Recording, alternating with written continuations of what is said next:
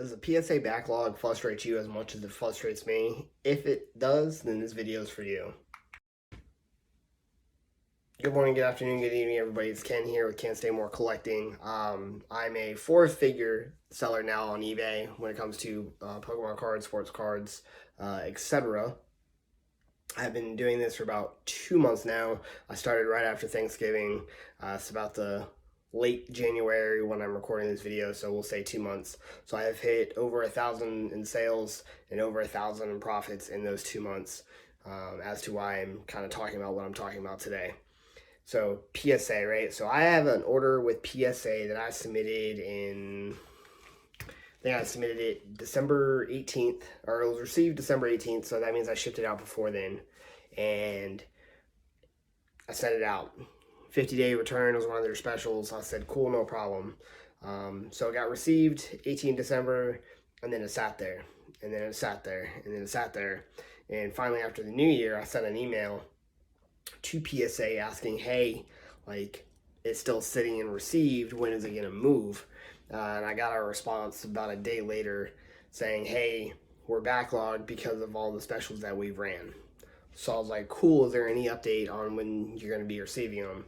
And at the time I sent the email, again, first week of January, maybe the second week of January at the latest, they said that they were still receiving and processing orders received a week prior to mine.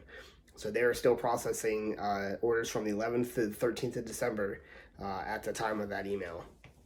So again, still waiting. A couple days finally go by, and then I finally saw that my order had changed from received into research and ID.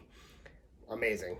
Excited. And then I keep looking to the right and see that the estimated return date to me is now 31 March.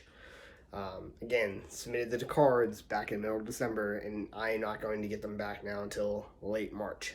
It's kind of frustrating. I had some really good cards in there, and do a PSA review when I get those back now in March of what the grades were.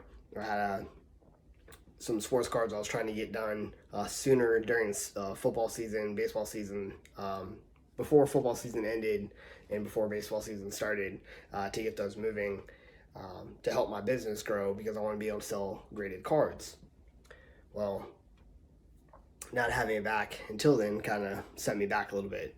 So I decided to look at other functions, other AI grading that I could possibly use to supplement my PSA submissions just based off turnaround.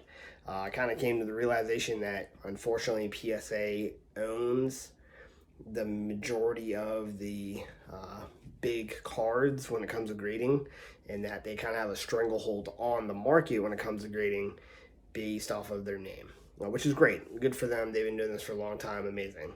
But it's terrible for me and terrible for people like you that want to get their cards back at a decent time to be able to turn around and either put them in their own personal collection or sell them, like myself. I do both, but right now I'm more focused on trying to get my business going than I am about my personal collection. But if I'm having to wait almost 4 months to get a return, it kind of slows down my business for me. So that kind of led me into, where am I going to go grading otherwise, or other places. I have a real good friend of mine does AGS grading, so I looked into them. Seen Tag, CGS, Beckett. I did an order with a few years ago, but with everything going on with Beckett, I'm like, let me not use Beckett again. And the cards that I had graded with Beckett took forever to sell, and I still trying to sell some of them just because nobody wants Beckett, which hurts when it comes to trying to grade cards and sell cards, because I've noticed in it, I feel it, if it is not a PSA card, nobody wants it. So that kind of leads me to, what am I going to do? Am I going to sit there and wait 4 months to get cards back to try to sell? Or am I going to try to use other venues or other companies to try to grade my cards to be able to get a quicker turn on some of these graded cards that I'm trying to get?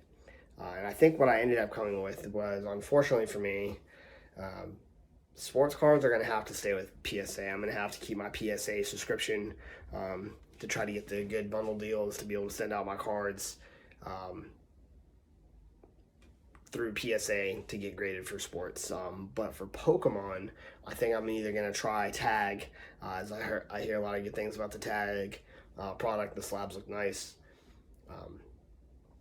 so I might go that route. But unfortunately, PSA does hold that stranglehold for sports cards, and I don't want to lose the money on sports cards as much as I'm willing to go a little bit with the Pokemon cards, because Pokemon seems a little bit more forgiving when it comes to graded cards than it does sports cards. But I have to play around and send an order out, and then kind of really get the feel for that. But that kind of leads me into my next thing of, if I'm going to keep with PSA, they are now also upping their prices. So now, not only are they upping their prices, I have a 4-month delay. So it's kind of like a real kick in the butt, I guess you can say, for when it comes to PSA. I just don't trust the other companies right now for when it comes to sports, just because PSA does have that stranglehold, like I talked about. Beckett doesn't really sell well. CGCS or CGC does decently based off of what I see, but they're just don't compare to PSA, unfortunately, when it comes to sports cards. Those are my thoughts. That's what I'm going to do going forward. I'm really curious to see what you want to do going forward. So if you would leave a like, subscribe, and a comment down below on what you're going to do for your grading crisis, we'll call it, moving forward, I'd be love to know. Until next time, have a good one.